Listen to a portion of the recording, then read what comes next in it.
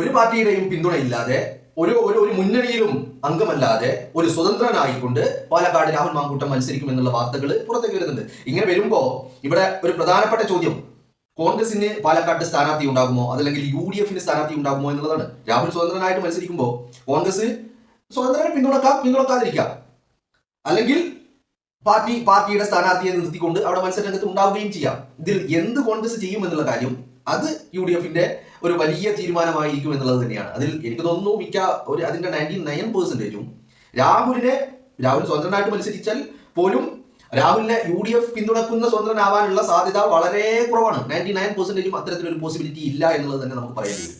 പിന്നെ അവിടെ ഉള്ളത് കോൺഗ്രസ് ഒരു സ്ഥാനാർത്ഥിയെ നിർത്തുക, കോൺഗ്രസും മത്സരരംഗത്ത് ഉണ്ടാവുക എന്നൊക്കെയുള്ള ഒരു പോസിബിലിറ്റിയാണ് ഞാൻ കാണുന്നത്. അത് അങ്ങനെ തന്നെ ആയിക്കുകയും ചെയ്യും. കാരണം ഒരു വിട്ടുവീഴ്ചക്കും ഒരു തരത്തിലുള്ള ഒരു നീക്കുപോക്കിനും കോൺഗ്രസ് തയ്യാറാവില്ലെന്ന് മാത്രമല്ല, VD സതീശൻ അതിന് സമ്മതിക്കുകയുമില്ല. കാരണം ഇത് VD സതീശനെ സംബന്ധിച്ചിടത്തോളം ഈ പറയുന്ന 2026 നിയമസഭാ തെരഞ്ഞെടുപ്പ് എന്ന് പറയുന്നത് അത് അദ്ദേഹത്തിന്റെ ഒരു പ്രസ്റ്റീജിയസ് ഇഷ്യൂ ആണ്.